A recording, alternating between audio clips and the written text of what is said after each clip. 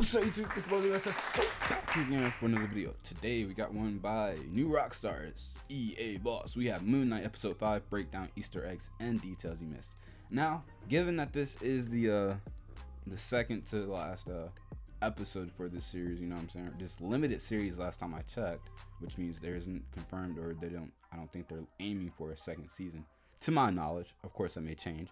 But anyways, yeah, I'm like, okay, I'll check out this breakdown because we're only one episode away from watching the finale and then potentially having a breakdown for that and then no Moon Knight for a little bit. So anyways, let's check it out. It's a rather long video. I don't want to talk too much. Let's go ahead and get into it. Before we do that, y'all let me know down below in the comments. So how's your day? Hopefully it was pretty good. But if it wasn't, hopefully this makes it just a little bit better. Go like the video. Welcome back to New Rockstars. I'm Eric Boss, and this is a breakdown of Moon Knight episode 5, which confirmed my episode 5 was so good. Right, if it means death by sand. It was so Let's break good down this and emotional. Like this scene, right? Oh my gosh, shot by bro. shot for all the details that you might have missed. And you can support New Rockstars by checking out our Tomb of the Moon God shirt. We're That's a almost dope run out shirt. of these over at newrockstarsmerch.com. Getting this shirt will unlock the added option to write in a custom shout out that will appear at the bottom of our Moon Knight after shows. So we I might have to get that shirt. It's a pretty dope shirt. Mark's brother Randall shouting. Now, Randall is the name of Mark's brother in the comics, goes on to carry the monikers of Hatchet Man and Shadow Knight, but not here. Then Mark's mother snaps at him. Maybe. Yar. That was, yeah. And don't forget Uncle Frank. Look what you did, you little jerk. Dang. Now, multiple shots earlier this season focused on close-ups of dry sand. Of course, foreshadowing the sands they would return to this season, but now in this episode, Steven's corporeal fate. And since those sand dunes are depicted as ocean waves that the boat passes through, it reminds me of if you ever seen the movie Soul on Disney Plus, and there's like a rim where it's like the guy is like he's like on a ship and he's sailing, and I don't think it's like, is it sand or is it's like sand or maybe clouds or something, and it's like souls are like kind of like, I think it is sand, and there's like souls that are kind of like stuck in it and or like being drained or pulled down into some void or whatever. I forgot what it was called, but that's what that reminded me of. If you've seen the movie Soul, you know what I'm talking about. It's on Disney Plus. That's what it reminded me of. To help cope with the trauma of losing the first. Then we cut to this goddess of motherhood screaming, which was directly from Mark's screaming mother, from the mother Mark feared, to a physically fearsome mother that actually ends up being the nurturing mother that they really need. Then to Harrow's office, where he has fresh wounds on his nose that were not there at the end of episode 4. Now later, Harrow does deny sedating him, so there is definitely off-the-books violence with the orderlies here. But notice that bandage. Now, Mark does have one of these when he talks to Khonshu in the comics that this is based on, but this is also the kind of bandage that you would see on a boxer's broken nose, and Mark in the comics was also a boxer. And I bring all this up because there is still the unseen Jake Third personality. That's what I was thinking. And if you listen to the scene, he's probably gonna mention this, but if you listen to the scene and the audio in which he's talking with, and the first time you see him talking to Harrow with the broken nose or whatever, he sounds different. I noticed that. Let's see if he brings it or mentions it. But is he unseen? Because this altar in this scene seems way more tense and way more confused whenever Harrow calls him Mark. And Oscar Isaac is definitely making different vocal choices here. See? You're not a doctor. See? A lot of money in this place. It's a different altar.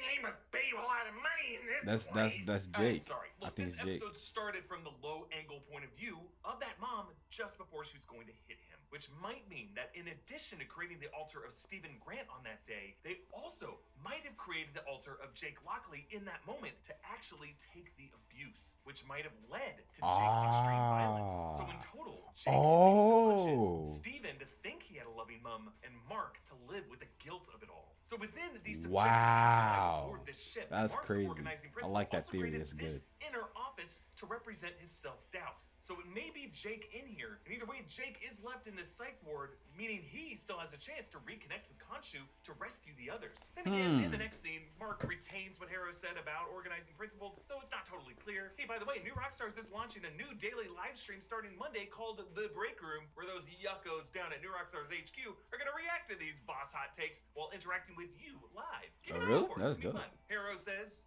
your brain is a pendulum swinging between a very difficult reality that you are my patient. I like how it switches shots too. Putnam Medical Facility in Chicago, Illinois, and a reassuring fantasy that you've created on your own.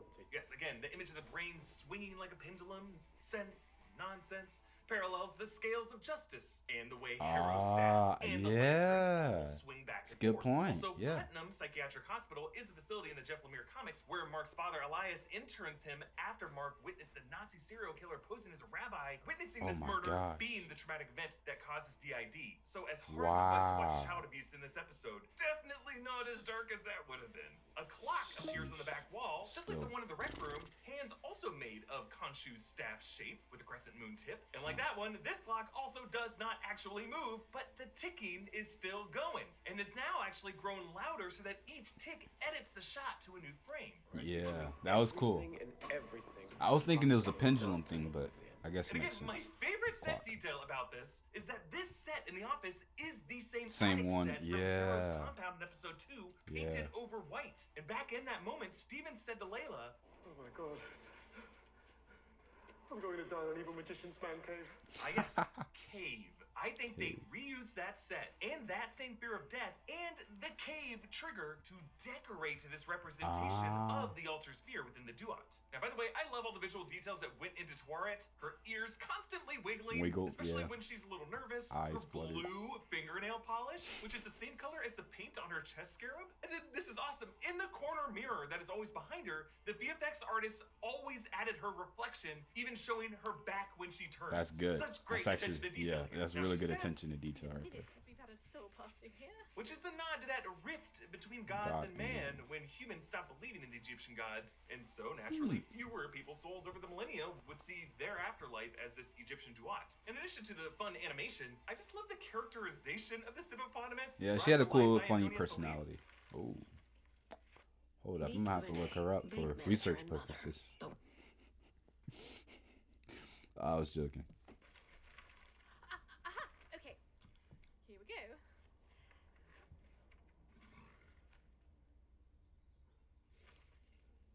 Welcome. Yeah, her nervous apologies, the way she licks her lips, and then when she tries to clear her throat, it comes out like a hippopotamus belch. Yeah. She declares, "Welcome, gentle travelers, to the realm of the Travelers. This is the afterlife? The afterlife? And afterlife. The afterlife. You'd be surprised how many intersectional planes of untethered consciousness exist. Yeah. The ancestral plane. Oh, just Black gorgeous. Panther. yes, as I interpreted, this hospital is the subjective underworld of the MCU, in this case called the Duat, much like the way T'Challa and Killmonger's perceptions of the ancestral plane took the forms of an African savanna or an Oakland apartment. And this also suggests that there are countless MCU afterlives that all take various forms. One of them was likely the Soulstone way station that Thanos was transported to. I'm going to talk about this a lot more in future videos, because despite claiming not to connect too much to the MCU, Moon Knight just contributed more MCU world building than anything we saw in Hawkeye or the Falcon and the Winter Soldier. Now also, those lamps tilting the hallway last episode to Definitely the sounds of a creepy Hawkeye. hall were indeed a sign that this is all aboard a vessel, as we have been speculating ever since we saw that sunken boat in Gus's fish tank, and of course how Egyptian mythology depicts the underworld passage using similar boat imagery. I love how the sky of this underworld is purple, I do like also that reminiscent purple of the touch. ancestral plane when T'Challa first enters it. Frozen in the sand are past guilty souls, also kind of reminding us of the scattered pruned figures of the void. The bow of this boat has a Tuaret statue, and a smaller one is aboard the rudder. Tuaret and Steven explain that they are headed toward the Aru, the Field of Reeds, the heavenly paradise from Egyptian mythology, only accessible if their heart's weight balances with the feather of truth. Tuaret pulls their hearts from their chests. Another Indiana Jones reference, by the way, Temple of Doom there. Their hearts are I've never right to actually stone, seen Indiana because Disney Jones. Plus does not want a bloody pulsing organ, but also reflects how Khonshu is currently encased in stone Ushabti bore. But these scales are held by Anubis, who in Egyptian mythology is the true purveyor of justice, standing before Ammit, unlike Harrow's scales tattoo, which shows Ammit's croc heads holding the scales. Mark suggests to kill the hippo, steal the boat, but they head back inside to try to balance their souls, each room now containing a dark memory from their past. Kind of like the memory elevator of Inception, but also a lot like in WandaVision, another series that spends its penultimate episode going down memory lane. We see the museum bathroom from episode 1, and across the hall from that, It also reminded me Steven's like the memory first episode of rewinding the Loki stars too. in episode 3 with Khonshu. That room labeled treatment room. This The being whole traumatic character moment they analysis. lost Khonshu. But the third room is actually labeled with a QR code for the floor map, and when you see what is it? actually takes you to the comic issue of Moon Knight #1 of 1980, the first solo issue of the Moon Knight character showing his origin story. Okay. Bushman. Literally, That's the cool. floor map of this hospital is Mark's origin story. Mark brushes off the That's memory actually really of cool. I like standing on Marvel that street does outside his that. mother Shiva, but Steven knows only their darkest, most unresolved moments are being kept here. And in the cafeteria are Mark's victims My from his eyes time are as watering. Khonshu's avatar, all of their canopic jars on the tables in front of him.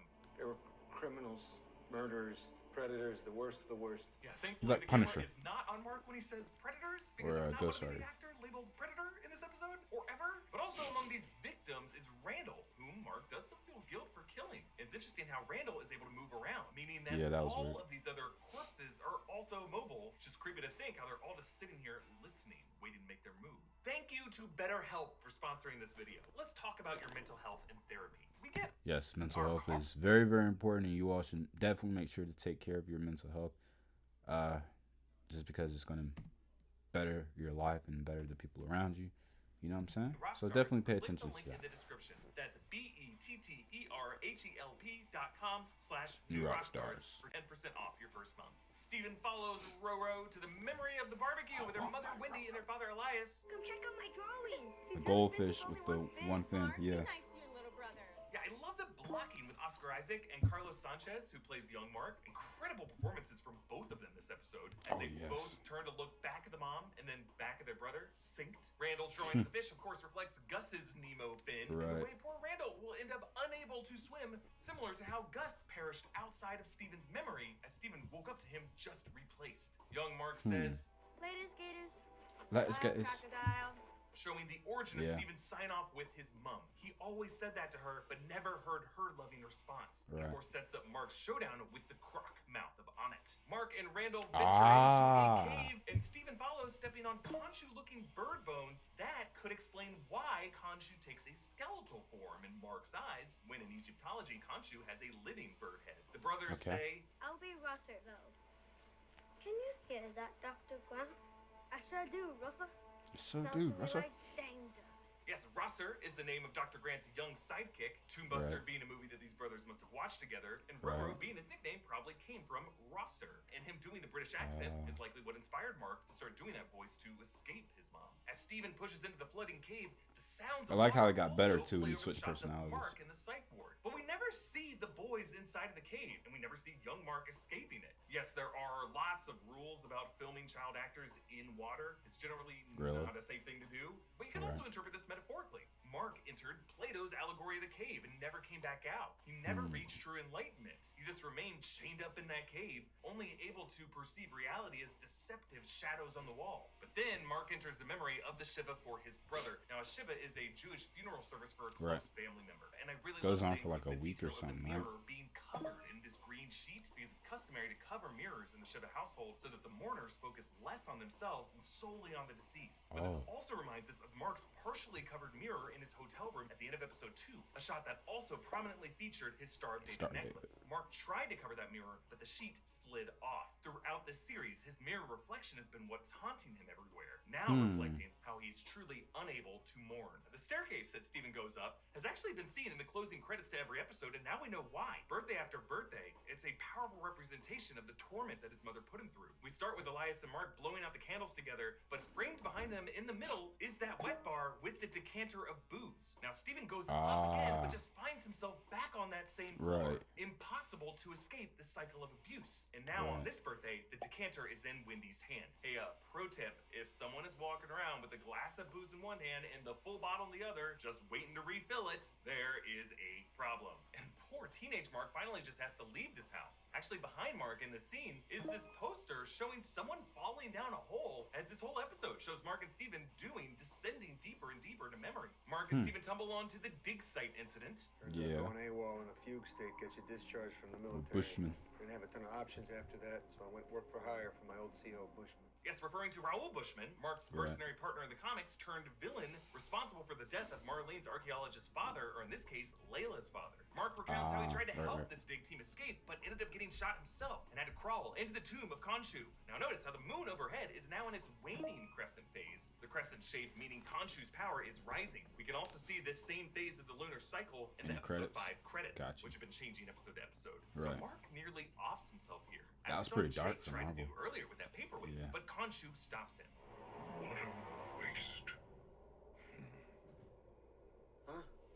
interesting. You could actually interpret everything that happened in Mark's life after this point as the judgment journey of a man within the moment of his suicide. Which, by the way, my hot take for Liam Neeson in The Grey. Think about it. Khonshu says, I haven't seen it. Your mind.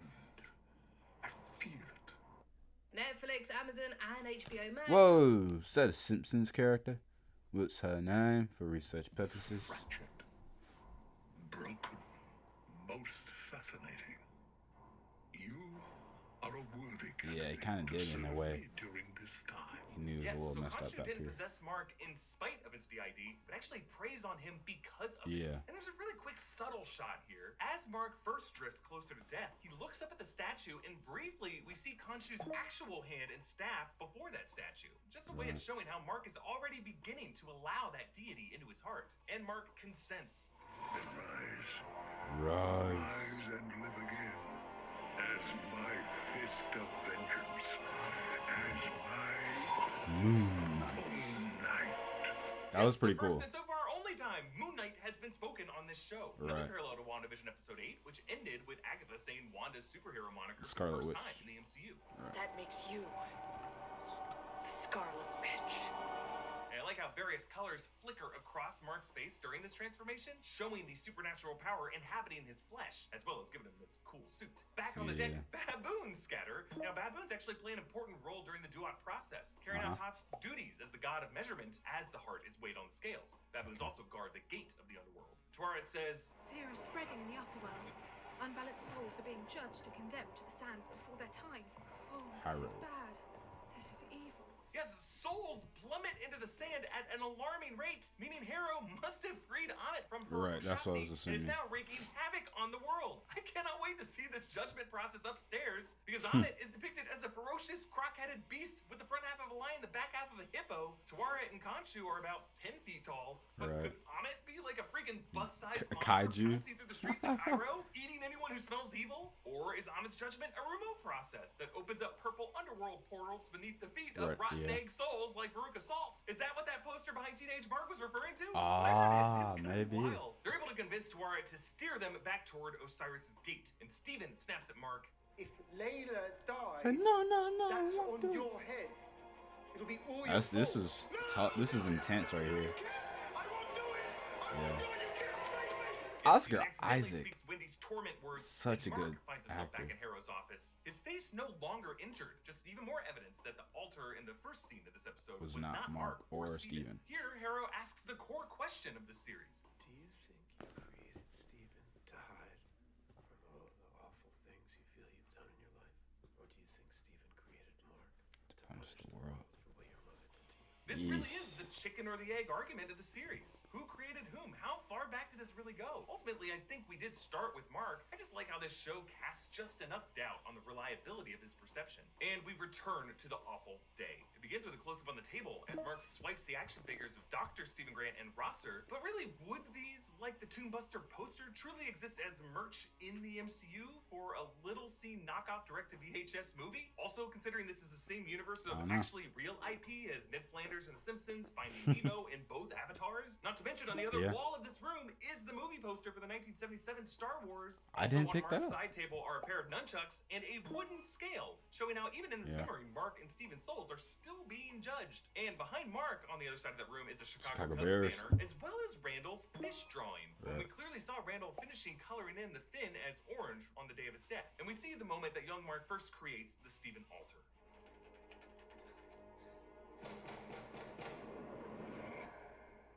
Bloody hell. Look at the state of this place.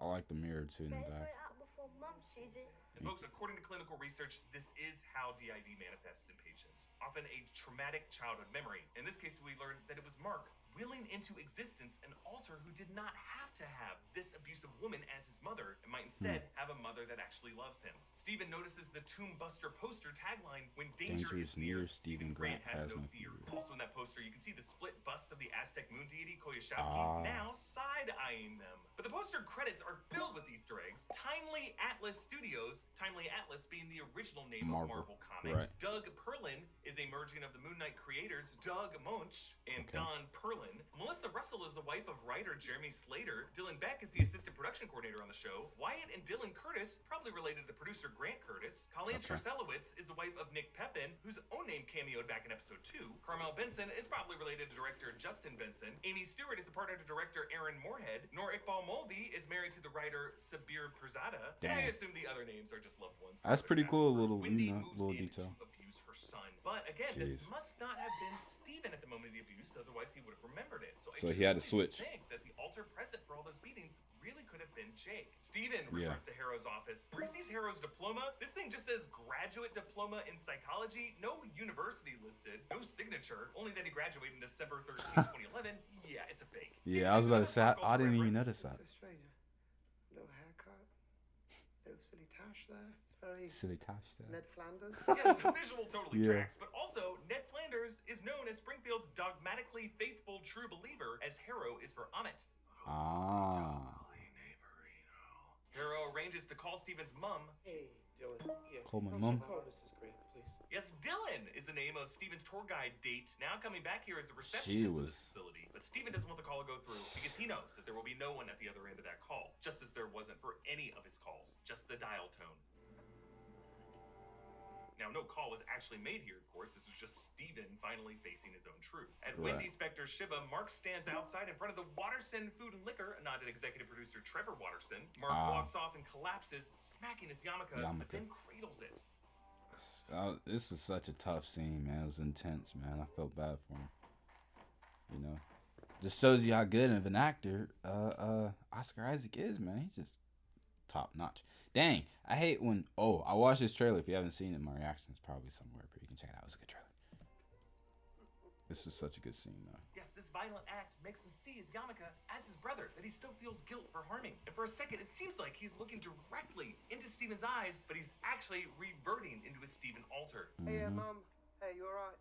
Yeah, I got lost again. Would you believe it? I am totally lost again. I don't know where I am. If you look closely, his phone screen shows that he's not actually on a call. Mark confirms this happened 2 months prior, as Mom's death, and Shiva was that inciting incident behind his recent struggle to keep Steven at bay. Steven helps Mark start to forgive himself. It wasn't your fault. And upon this, we return to another upside-down overhead shot, matching Steven entering the museum in episode 2, as they join Taweret back on the deck as they approach the gates of Osiris. But the scales still have not balanced, so Mark's past victims crawl up from the sand. Mark punches one of their faces off, but he's still pushing back. Even faceless, Steven grabs the rudder to knock them off their balance, then hits them with that bat. Steven starts going crazy. Cricket. Yeah, 6 is what you yell when you've scored in cricket, but really just as Steven did as a kid with those spilled pencils, it's left to Steven to clean up Mark's messes. Steven makes the ultimate sacrifice, tackling the last one down into the sand, stranding him in the Duat, Bing Bong style, all foreshadowed by that goddamn kid. Right. Suck for you? Getting rejected from the Field of Reeds? Well, that don't make sense, because I'm not dead, am I? Stevie. Am I? And so Steven turns into a sand sculpture, like he was unsure. his last word being Mark, and his hand reaching out in the same gesture and pose that Crawley freezes himself in. I truly hope that Steven isn't gone forever. Like if the Ennead or any higher power rules that Amit's premature condemnation of all those reigning souls was unjust, it's totally possible that Steven could be part of a divine retraction and could definitely rejoin his altars in the living world. And again, I believe that Jake Lockley is still in that psych ward, and if Taweret can make her case to Osiris, the best warrior of these 3 altars can take Harrow and Amit to the mat. But whether by tragic coincidence or because Mark no longer needs his Steven altar to escape his trauma, those scales now finally balance, and Mark is moved to the Aru. It's an immediate and smooth transition, as if he was there the whole time, just waiting for that amber sunlight to beam through those purple clouds. Now earlier, Taweret likened the underworld to the ancestral plane, and this Field of Reeds definitely resembles a paradise where T'Challa's ancestors beckon him to join them, but with the sunlight and the tall plants, it also evokes the garden, Thanos' pastoral retirement. But ultimately for Mark, this is not a paradise, it is hell, because he knows he does not belong here. The music we hear is Más Allá del Sol, sung by Manuel Bonilla and Santiago Stevenson, a Spanish hymn sung at funerals in Mexico and throughout Latin America, maybe a nod to Oscar Isaac's Guatemalan and Cuban ancestry. But the lyrics translate to, beyond the sun, I have a home, beautiful home. Meant to convey how in your present life you might be poor and lost, but in heaven, paradise awaits. Unfortunately for Mark, it is not the sun that he connects with, it's the moon. Actually, just as the opening shot of this episode cuts from something Mark feared to something he wanted, an abusive mother to an understanding mother, the closing shot now cuts the same way. From the sunny field of reeds, something he doesn't want, to the closing title card, that same field of reeds, but with the correct crescent moon shape, overseeing it all. You can follow me on Instagram and Twitter. I like that. I didn't even pick up on like the night and day switch like that, or the day and night. That was good, man. It was a lengthy video. Shout out to New Rockstars, man. Shout out to EA Voss for that breakdown. Like I said, I don't want to make this video too long, but yeah, man. Episode 5 was just so great to me. It was a lot of little Easter eggs and details within it that was just like, oh man. And then for Oscar Isaac, he just really showed off his acting skills and his range and capabilities. You know what I'm saying? Of showing this, you know, this person who is mentally, you know, he's traumatized. You know what I'm saying? You can really feel that in his acting. So I applaud it, and I just can't wait to see the finale next week and what it is they have in store for us with the future of this character. With that being said, y'all let me know down below in the comments what are your thoughts, opinions, ideas, and maybe some theories as to where we're going to see Moon Knight next, because it's not confirmed for season 2, if I'm not mistaken. It's a limited series, so you think we're going to see him in another series or maybe a movie, a team up movie, Midnight Suns, Blade, I don't know. Y'all let me know. That being said, like, comment, share, and subscribe. Follow me on Twitch, follow me on YouTube. Literally takes less than 2 seconds to subscribe. It's practically free. You can follow me on Instagram as well at LeroySaidSo. On Instagram, you can actually send me stuff to react to. That being said, peace.